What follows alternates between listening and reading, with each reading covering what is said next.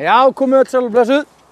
Á fimmtudaginn næstkomandi klukkan 19 ætlar ferðafélag unga fólksins að labba upp á Úlfarsvell. Ég og Nóva ætlum að skella okkur með og það að sjálfsögðu allir velkomnir. Þetta verður létt og skemmtileg ganga og upp á toppnum þá ætla ég að taka Nóva söngbókina.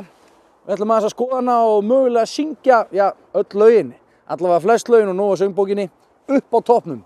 Þannig að endilega kíkið með, létt og skemmtileg ganga, sjáumst á fimmtudaginn við Úlfarsvell. Segðu mér sögur, já segðu mér frá, þú áttir og nú vonin farin á brott, boginn